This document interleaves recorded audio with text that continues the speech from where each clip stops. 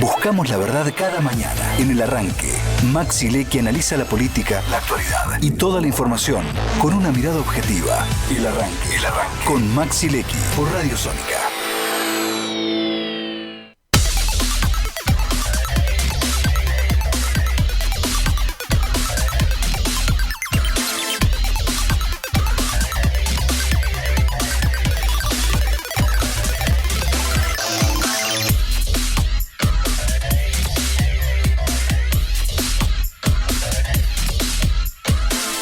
Bueno, son las 11:15 de la mañana en la República Argentina. Seguimos desde los estudios centrales de Sónica, en el streaming de Sónica, aquí sobre la avenida Callao.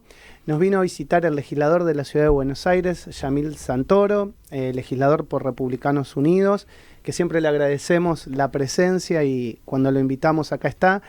Y hoy además se suman los chicos de quinto año del colegio Oak Hill, de la Ciudad de Buenos Aires, de Núñez, que el año pasado estuvieron también con nosotros otro grupo, otros chicos, y hoy también se suman este año para compartir la entrevista política y tratar de preguntarles. Es como una legislatura abierta, Yamil. ¿Cómo te va? Estamos en la legislatura, digamos. Gracias primero que nada por la invitación y encantado de estar acá con entrevistadores extra por fuera del equipo ya conocido.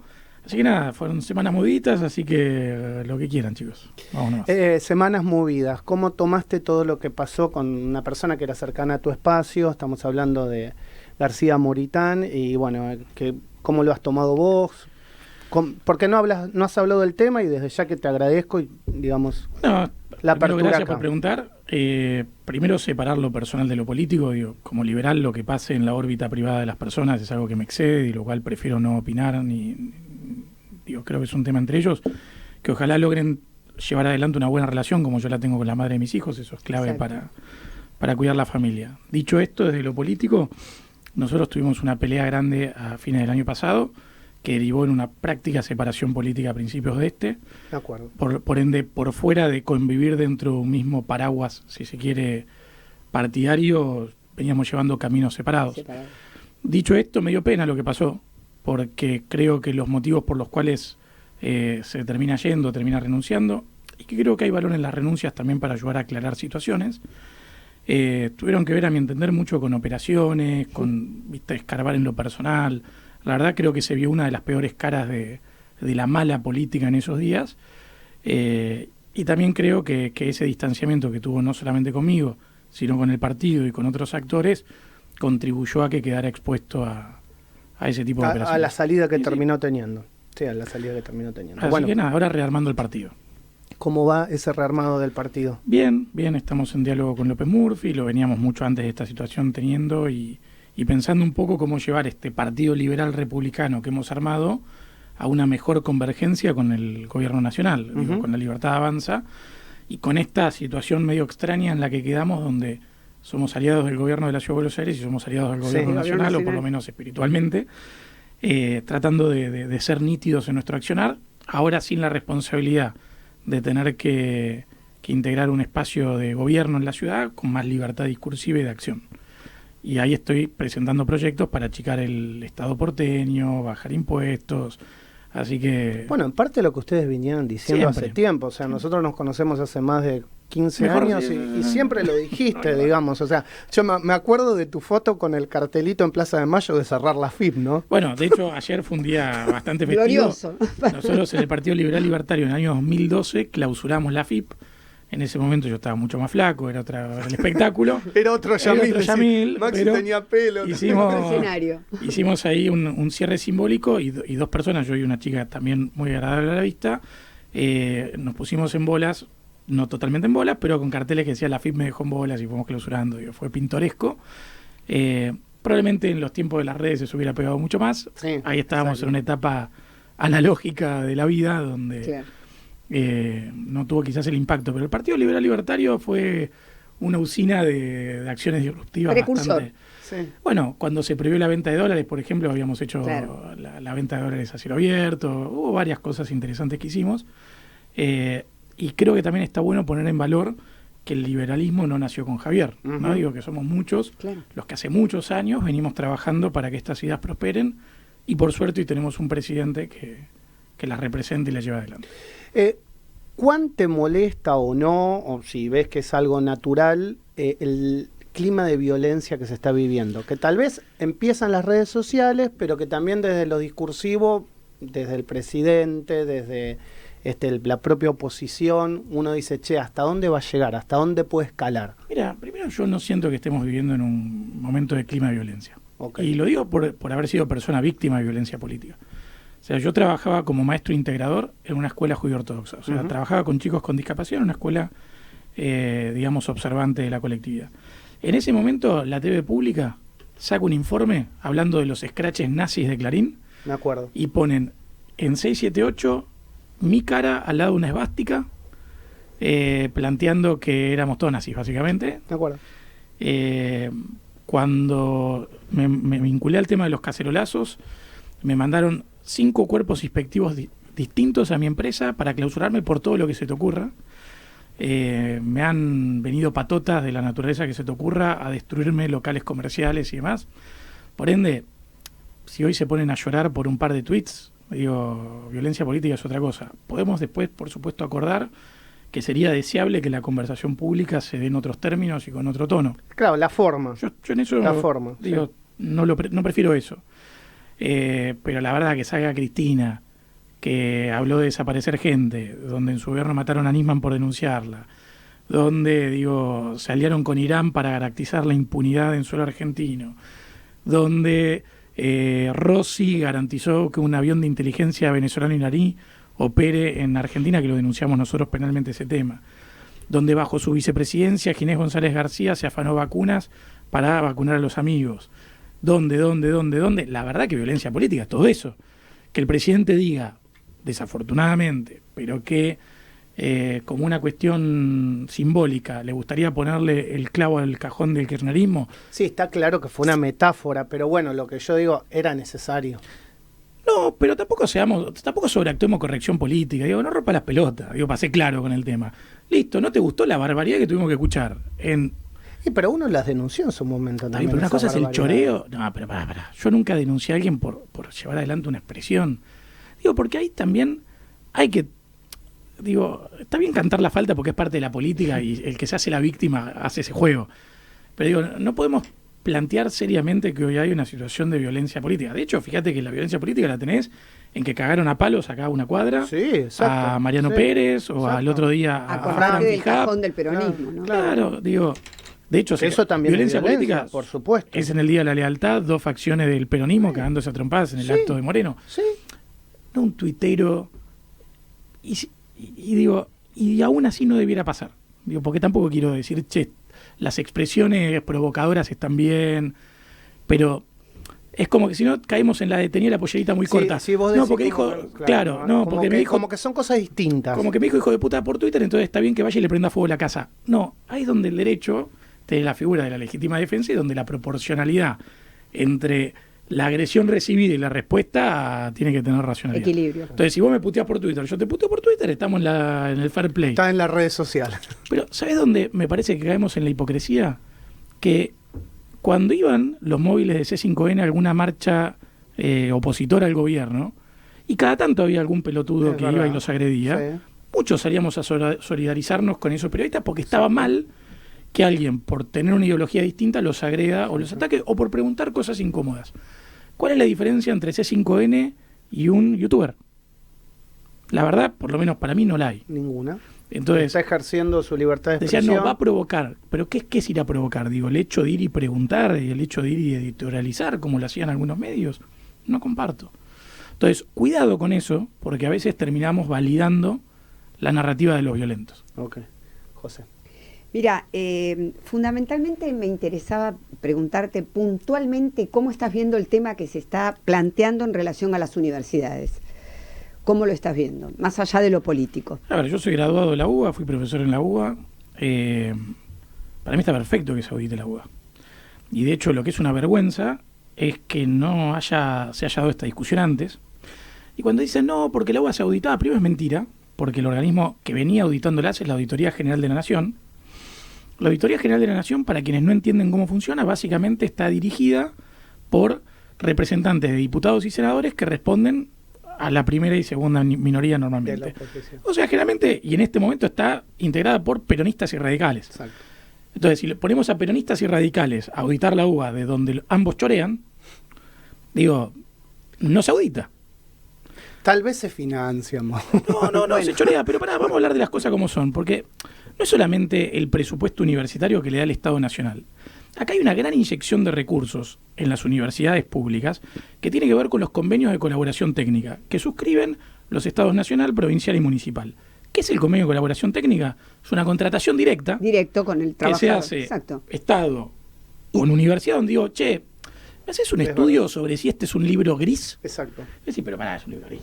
Digo, no sé si hijo de puta, no gastés 500 millones de pesos, pero no, hacemos un paper, ¿no? Digo, no Sí, siquiera, sí. digo, Sí. Guardemos una comisión para ver si es gris o no. ahora yo te voy a dar 500 millones de pesos para que vos armes, donde aparte yo ya te digo, es gris. Entonces, direcciono la investigación a lo que yo quiero que hagas, te digo a quién nombrar, y con eso gana la UBA, que la administran los radicales, y aparte quien contrata. Donde casualmente, ministerios administrados por radicales contratan mucho más que proporcionalmente a universidades administradas por radicales que otros. ¿Qué quiero decir con esto? A nadie le servía auditar la UBA. ¿Por qué todos hacían tongos con la UBA o con otras universidades nacionales? Entonces, de alguna manera la novedad y el aire fresco es que el tema se ponga en discusión. Y que hay encuestas donde demuestran que el 60% de la población está de acuerdo con las auditorías. Nosotros lo contamos la semana pasada. Pero seguro. Mira, pero ¿quién no va a querer que se sepa cómo se gasta la plata? Yamil, lo que estás contando con relación a las universidades salta hoy con relación a las importaciones.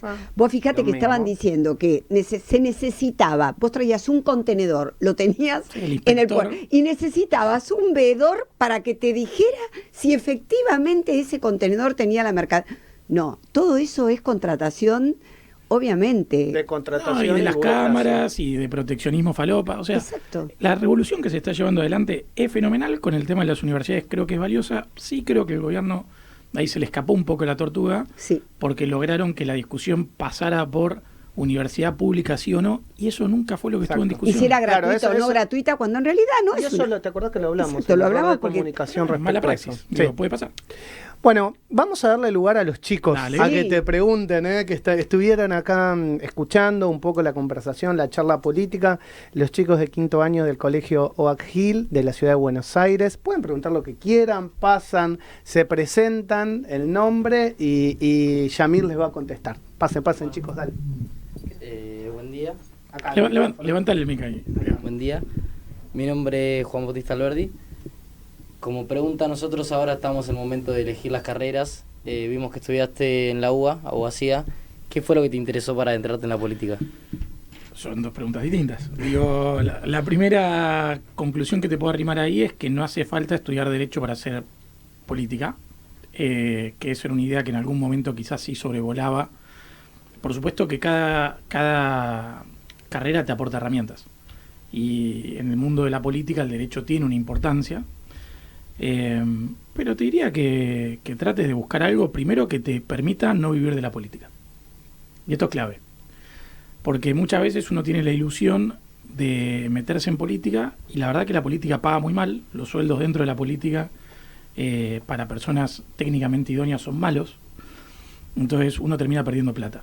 Y la mejor manera de poder meterse en la política y hacer una diferencia es garantizarse una fuente de ingresos por fuera de la política, sea emprendiendo, sea metiendo en estudios, sea teniendo una carrera profesional hecha, tal que el día que no te toque o cambie el signo político o te canses, no te pase lo que creo que le pasa a mucha gente joven que se mete en política, que invierte mucho de sus mejores años militando y capaz a la par tuyo ganan más plata que cuando estás arrancando en una carrera, pero llegan a los 30 años sin saber hacer nada demasiado bien, sin tener un prestigio profesional que les permita vivir de eso y se convierten en parásitos crónicos del Estado.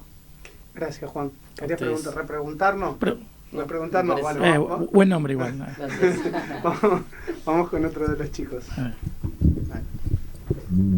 Hola, buenos días. Mi nombre es Belén Alegría y te quería preguntar si tuvieras que dejar algo en tu gestión, ¿por qué te gustaría que se te recordase? Uy, qué bueno. Probablemente de todo lo que me gustaría que me recuerden es por haber logrado instaurar en la Argentina una carrera burocrática profesional. Probablemente una de las peores distorsiones que hace que la política funcione mal es que se vea al Estado como un botín de guerra. Y si vos cuando llegás podés nombrar a todo el mundo y cambiar todas las cosas y nombrar hay demasiadas tentaciones. En cambio, si vos tenés que administrar a un equipo profesional, independiente, donde sus reglas de ascenso y descenso dependen de su propio mérito y no de qué tan alineados estén políticamente con el gobernante de turno, yo creo que vamos a tener un Estado que funcione muchísimo mejor y probablemente mucho más barato y con menos afano. Gracias. ¿Está bien? Sí, está ¿Respondido? bien. Bueno, ¿alguien más quiere, chicos? Vamos, adelante. Dale, sin vergüenza. Adelante, sin vergüenza. Vamos. Nombre. Hola, pregunta. soy Sofía Enchil. Te quería preguntar, ya que tenés una carrera política y eso implica que no tenés mucha vida personal, quería saber para vos cuánto vale la pena el sacrificio por el país. Bueno, está bárbaro. De hecho, este fin de semana me tocó que todo el fin de semana trabajé y algo que normalmente no se ve es que uno madruga para atender una nota o para estudiar, te quedas hasta largas horas de la noche o reunido trabajando, fines de semana muchas veces se trabaja. Yo creo que vale la pena. Y yo creo que vale la pena porque, por lo menos en mi caso, lo que me pasa es... Yo tuve la fortuna de arrancar en esto temprano. De hecho, llevo más de 18 años activamente en política. Me tocó pagar muchas curvas de aprendizaje, en parte porque no tuve padrinos, no tuve nadie que me oriente. Fui como medio self-made. Y en ese andar logré armar instituciones como la Fundación Apolo o como el partido que hoy me permiten trasladarle esa experiencia a gente que quiere cambiar las cosas, pero que no tiene que pagar capaz los aprendizajes que yo tuve que pagar o los costos que tuve que pagar. Y creo que vale la pena porque se puede.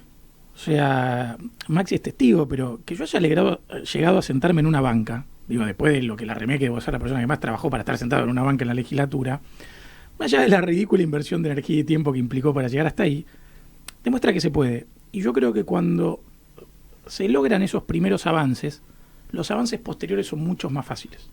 Es decir, lo más difícil es haber desembarcado. Ahora, capaz, digo... Ahora la nave va. Ahora la nave va y ya le perdimos el miedo y muchos ya aprendimos cómo se hace. Entonces, yo definitivamente creo que se puede. Es siempre un desafío también lograr equilibrios funcionales para lo que nos apasiona, digo, la política o el arte o lo que sea. Digo, uno se consagra a una causa o a su profesión o a lo que fuera.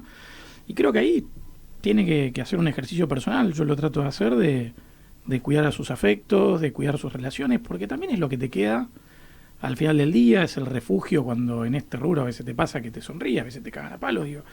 Y si no tenés a dónde ir a tomarte una birra porque no cuidaste a tus amigos, o un asado un domingo en familia que te proteja, es muy, muy ingrato.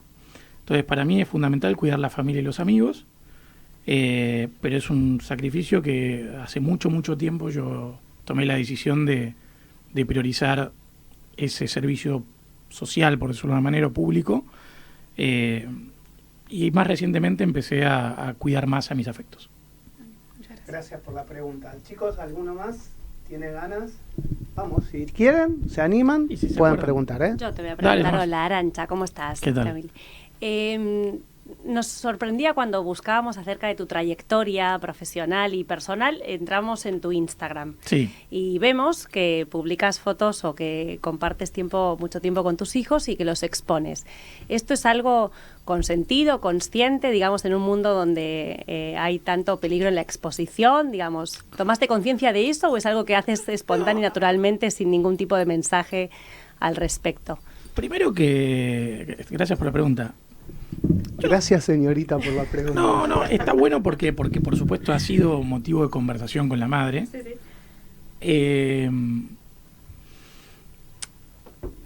Los chicos son parte fundamental de mi vida, ¿no? Digo, y probablemente sean lo que más me importa, digo, y demás. Entonces, aparte los disfruto enormemente. Y tal es así que yo, digo, me manejo con la naturalidad con la que administro mi vida. Digo, como un sushi rico y le subo una foto, me como un asado, subo una foto, estoy con amigos, me tomo una birra. Digo, en esa línea yo subo las cosas que me importan y mis hijos me importan. Entiendo que hay dos escuelas con esto. Digo, gente que busca como naturalizar esa realidad y sin desconocer los riesgos o las amenazas o lo que puede llegar a haber detrás. Y otros que eligen esconderlos o no mostrarlos. Y yo creo que no hay opción correcta. Yo creo que tiene mucho que ver en cada familia cómo deciden llevar eso adelante.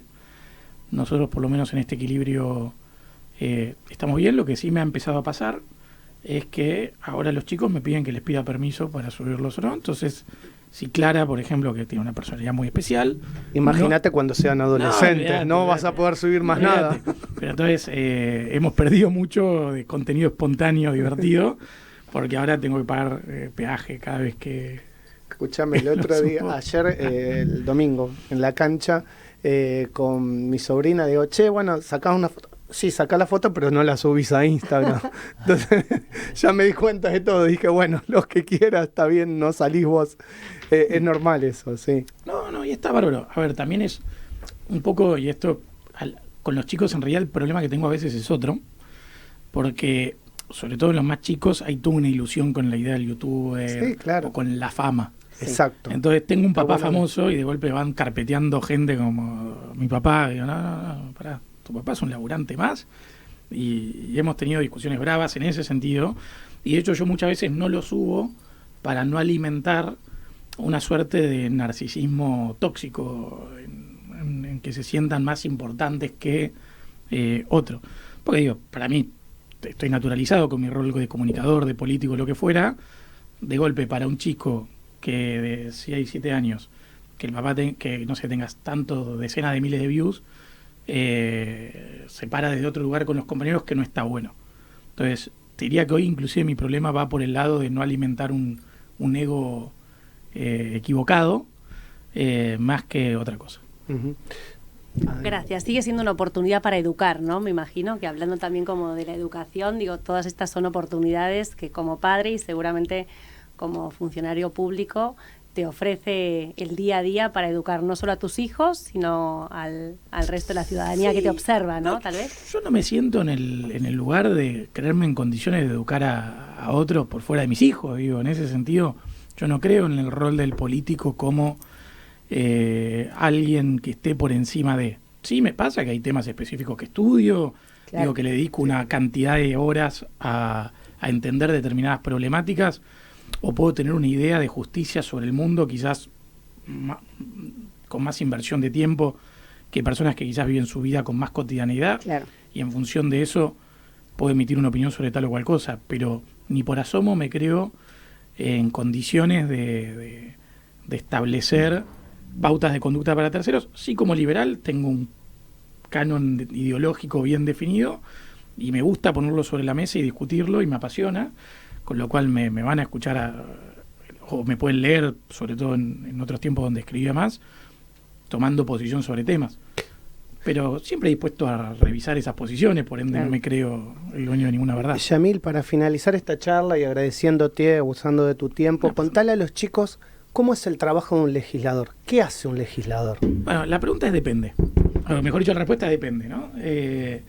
No hay un trabajo del legislador. Por supuesto que hay cosas obvias que hacemos, como periódicamente ir a un recinto, votar proyectos. Previo a votar esos proyectos, alguien los tiene que escribir, por ende existimos diputados que escribimos proyectos, otros que no. Existen diputados que, por ejemplo, no escriben sus proyectos. Yo soy, por deformación profesional, alguien que se mete mucho en la parte técnica de su despacho. Pero aparte, si yo les pregunto a ustedes, ¿cuál es el rol de un diputado o de un legislador? ¿Cuál es el rol específico que cumplimos? ¿Qué creen? ¿Qué creen que hacemos? Sobre todas las cosas. O que dice la Constitución, en definitiva, que hacemos. No. Esa es una traducción de nuestra responsabilidad. ¿Qué es lo que hacemos? Representar. Nosotros somos representantes. Y esa representación bien entendida tiene una carga política muy grande. Hay que ir a hablar con la gente, relevar los problemas, escuchar a los actores, ir a los medios... Involucrarse, escuchar, contraponer ideas, discutir. Entonces, el trabajo de un legislador por lo menos como yo lo entiendo, tiene una dimensión técnica que tiene que ver con ir a las comisiones, presentar proyectos, discutir, controlar al Poder Ejecutivo, al Poder Judicial también, bla, bla, bla, bla, bla. Pero después hay toda una parte política, de relevar problemas, interpretarlos, pensar soluciones, buscar acuerdos políticos para que esas soluciones se puedan llevar adelante. Por eso depende. Y yo creo que va más en... Y la política entonces no es una mala palabra, ¿no? No, yo la reivindico profundamente. Yo también, No. por eso te lo pregunto. Y me encanta, y la verdad es que tiene oportunidades de desarrollo Tal cual. enormes. Lo que también recomiendo enormemente es no caigan en la tentación de que solamente su vida se explique a través de la política. Porque ahí van a terminar probablemente siendo parte del problema y no de la solución. Yamil, gracias por venir a Sónica, sabés que esta es tu casa, que hace muchos años que nos conocemos, y gracias por aceptar la invitación a que los chicos te pregunten. No, gracias a ustedes. Cualquier cosa por redes sociales, @Yamil Santoro me pueden escribir. Y encantado de estas experiencias. Gracias por la invitación, siempre a gusto. Gracias. estar en casa, así que... Yamil Gracias, Yamil. Santoro es legislador de la Ciudad de Buenos Aires de Republicanos Unidos y pasó por la mañana de Sónica. Estás escuchando El Arranque. Programa nominado a los Martín Fierro Digital